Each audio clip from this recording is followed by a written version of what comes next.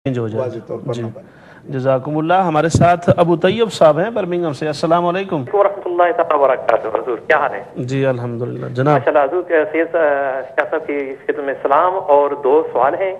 Number ایک سوال یہ ہے شاہ صاحب کہ بیت اللہ کے بعد ہمارے گناہ تو گزشتہ معبود، لیکن جو قضائے عمری نماز ہو حج سے پہلے، کیا وہ ادا کرنی چاہیے یا کہ اللہ کے فضل پہ ہی امید سے رہنا چاہیے؟ ایک دوسرا سوال یہ ہے کہ غیر موقدہ اور موقدہ سنتیں جو ہیں، یہ تفصیل سے بتا دیں کہ اس کا پڑھنے کا طریقہ کیا ہے، اور موقدہ اور غیر موقدہ میں کیسے فرق ہے، کیونکہ اکثر جو ہمارے دینی بھائی ہیں وہ ان میں کنفیوز ہو جاتے ہیں۔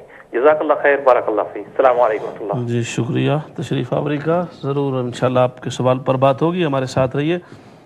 حضرت اگلا ان کا سوال یہ تھا محترم غلام علی صاحب کا کہ پاکستان میں انہوں نے کہا کہ کوئی شاہ رکن عالم کالونی کے اندر پیر صاحب ہیں، تو وہ کہتے ہیں کہ نمازوں کی جو تراویح کی ہے کبھی 2 پڑھ لیتے ہیں، کبھی نہ 8 نہ 20، اور پھر کہتے ہیں کہ پوری کائنات میں میرا تصرف ہے معاذ اللہ اس انداز سے، اور انبیاء کو سلسلے کی ضرورت ہوتی ہے نہیں ہوتی، اس طرح کی باتیں کرتے ہیں جو مسلمات اور محققہ امور سے ٹوٹلی طور پہ خارج ہیں۔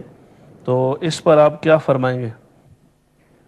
بسم اللہ الرحمن الرحیم۔ بات یہ ہے کہ ایسے لوگ جو ہیں جو قرآن و سنت اور فقہ اسلامی اور سیرت طیبہ سے واقف نہ ہوں اور غیر مانوس باتیں کریں، جی یعنی دین اسلام کوئی نئی چیز تو ہے نہیں، یہ تو 1400 سال سے نبی کریم علیہ الصلوۃ والسلام نے امت کے جب حوالے کی تو امت نے اس پر اتنا پریکٹس کی اور اتنا عمل کیا اس کے اوپر کہ اب ایک ایک گوشہ اس کا منور ہے اور روشن ہے، اس کی تعلیمات کوئی چھپی ہوئی نہیں ہے۔ نبی کریم علیہ السلام نے تو خود یہ صحابہ سے فرمایا تھا کہ میں تمہیں بالکل ترکتکم علی نقیۃ بیضاء، بالکل دوپہر کے سورج میں یعنی روشنی میں تمہیں چھوڑ کر جا رہا ہوں، اور بالکل میں نے نقیۃ ستھرا کر کے اور روشن کر کے، کوئی ایسی چیز چھپی میں نے نہیں چھوڑی ہے۔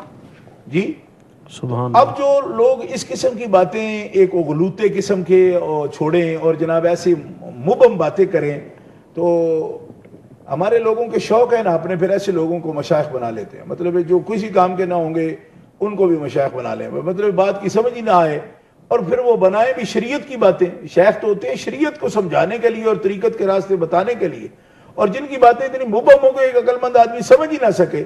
کیا شریعت ایسے احکامات کرتی ہے؟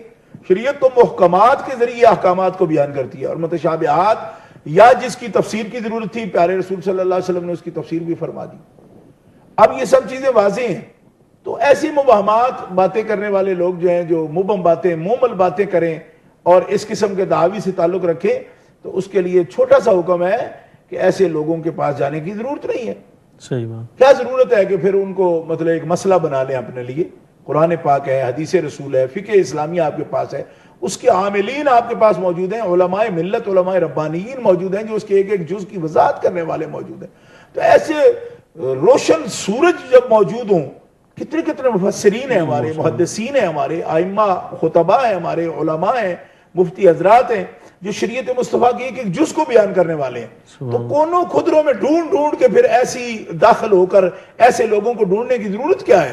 صحیح بات۔ کہ جن سے پھر مطلب گمراہ ہونے کے لیے بندہ چلا جائے، کچھ ایسی باتیں سنے جن کی سمجھ نہ آئے، تو پھر یہ طلب بھی بڑی عجیب طلب ہے۔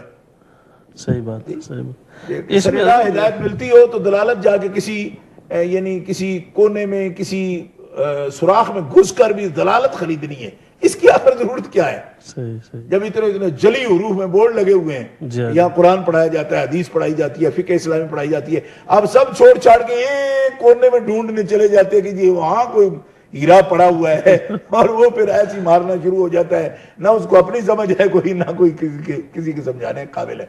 تو ایسے بندے کبھی بھی نہیں، جو بات حدیث مصطفیٰ سے ہٹ کے اور قرآن پاک سے ہٹ کے فقہ اسلامی سے ہٹ کے، یہ روشن راستہ ہے ہمارے سامنے موجود ہے، اتنی محنتیں ہوئی ہیں اس پر، تو اس روشن راستہ کو چھوڑ کر اس قسم کی زیغ و زلال کی باتوں کے پیچھے جانے کی ضرورت کیا ہے؟ کیا صحیح بات، بالکل صحیح بات۔ جزاکم اللہ۔ انور بیگ صاحب کا لندن سے حضرت سوال تھا کہ شہید کے بارے میں ان کا سوال یہ تھا کہ جس کو پھانسی دی جائے کیا وہ بھی شہید ہوتا ہے؟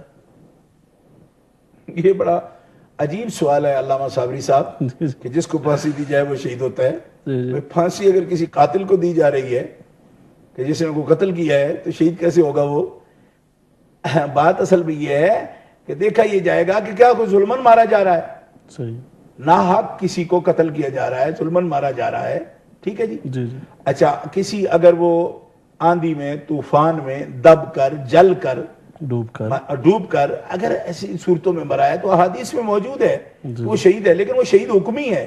شہید حقیقی وہی ہے جو اللہ کے کلمہ کی بلندی کے لیے تلوار ہاتھ میں لے کر ارادہ کے ساتھ خدا کا کلمہ بلند کرنے کے لیے نکلا ہے اور پھر اس راستے میں وہ شہید ہو گئے. تو وہ شہید حقیقی وہ ہے، اور یہ شہید حکمی ہے جو ایسی آفتوں میں یا ڈوب کر یا اس انداز سے دب کر کسی نیچے آ جائیں کسی دیوار کے یا کسی چیز کے. تو اس طرح حادثات میں جو جن کی موت ہوتی ہے تو اچانک موت ہوتی ہے، ان کے لیے سرکار دو عالم علیہ السلام نے شہید کا جو ہے یہ شہید فقہا نے یہ لکھا ہے کہ یہ شہید حکمی ہے اور شہید حقیقی وہ ہے. تو اب اس کے لیے وہ حکم ہے جو انور صاحب بیان فرما رہے ہیں کہ اس کے لیے غسل کی ضرورت نہیں ہے اور اس کے لیے کفن کی ضرورت نہیں ہے. کہ شہید کو کون کفن اور غسل، اس سے پاک خون کے پاک سے بڑھ کر پانی کون ہوگا جو اسے پاک کرے گا. اس لیے اس کے لیے حکم ہے کہ اس کے کفن کے لیے یا اس کے لیے غسل کی ضرورت نہیں ہے، وہ پاک ہے، یہ اس کے لیے حکم ہے.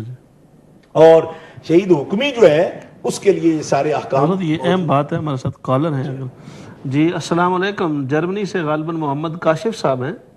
جی السلام علیکم. وعلیکم السلام ورحمۃ اللہ. کیا حال ہے سر جی؟ آپ دونوں کے پروگرام دیکھ رہے ہیں، بہت اچھا لگ رہا ہے.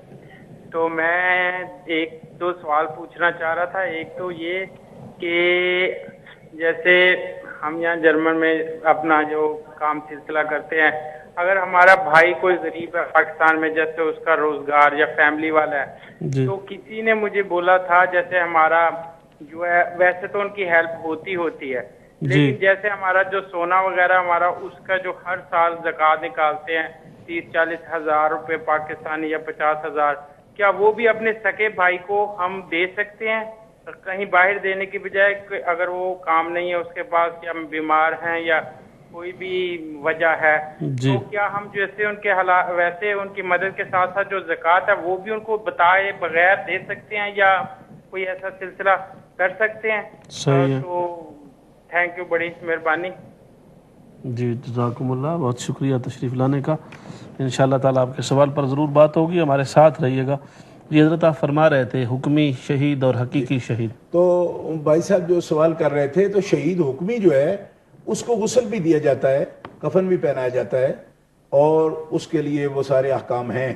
شہید حقیقی کا یہ مسئلہ ہے جو شہید فی سبیل اللہ ہے اور کلمہ حق کی بلندی کے لیے جو جان جس نے دی ہے اور جہاد بالسیف جس نے کیا ہے اور اس دوران وہ شہید ہو گیا ہے، تو اس کے لیے وہ احکام ہیں کہ اس کو غسل کی حاجت نہیں ہے اور جن کپڑوں میں وہ شہید ہوا ہے اس میں سے دفن کر دیا جائے. لیکن شہید حکمی کے لیے یہ کفن دفن ہوگا اس کا. صحیح. دفن تو خیر دوسرے شہید کا بھی ہوگا، لیکن کفن وغیرہ یا غسل وغیرہ کے احکام اس کے دوسروں کے مطابق. تو حضرت یہ اگر فرض کیا کوئی شہید حقیقی معنی میں نہیں ہے، مثلا حکمی کے بھی اطلاقات اس پر پورے نہیں ہو رہے، تو اگر اس کو شہید کہا جائے تو اس میں آپ کیا فرماتے ہیں؟ یہ کسی کے لیے شہید کا لفظ استعمال کرنا کیا ہر بندے کو اجازت ہے کہ کوئی کسی کا تعلق والا ہے تو اس کی موت کو شہادت کہہ دے؟ اصل میں مسئلہ یہ ہے کہ شہید جو ہے نا، یہ اسلام کی تعریفات سے باہر بھی لوگوں نے نکال لیا ہے. شہید کا لفظ بڑی عزت والا ہو گیا ہے. جی جی. لفظ شہید جو ہے نا، جی جی. حالانکہ قرآن مقدس اللہ کے راستے میں مرنے والوں کو شہید نہیں کہتا، قتیل کہتا ہے. وَلَا تَقُولُوا لِمَنْ يُقْتَلُ وَلَا تَحْسَبَنَّ الَّذِينَ قُتِلُوا.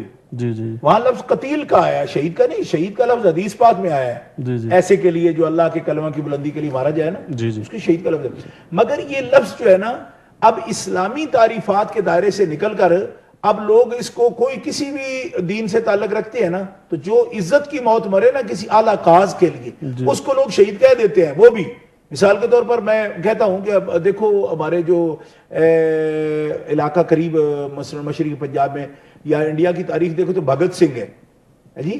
تو بھگت سنگھ کا جو کام تھا، جلیانوالہ باغ کا بدلہ اس نے لیا اور جنرل کو مارا، تو اس کو لوگ شہید کہتے ہیں. تو اسلامی تعریف کی روشنی میں نہیں کہتے. وہ ان کا مطلب یہ ہے کہ وہ بھی ایک اپنے قوم کے کام آیا ہے، ٹھیک ہے، یعنی اس کا کاز ذاتی نہیں تھا، تو وہ لوگ ان کو شہید بول دیتے ہیں. اسی طرح اور بھی لوگ دنیا میں چاہے وہ عیسائی مذہب سے تعلق کسی طرح، تو وہ اگر کاز ان کا اجتماعی ہے نا، قومی کسی کاز کے لیے بندہ گیا ہے تو اس کے لیے عزت کے لفظ کے طور پر شہید کہہ دیتے ہیں. اسی طرح ہمارے اسلام کے اندر بھی یہ بن گیا ہے کہ محترم ناظرین، بات بڑی دلچسپ ہے اور یہ اہم بات بھی ہے، معاشرتی سطح پہ اس کی ضرورت ہے، مگر ہمارے پاس وقفہ کا وقت ہوا ہے.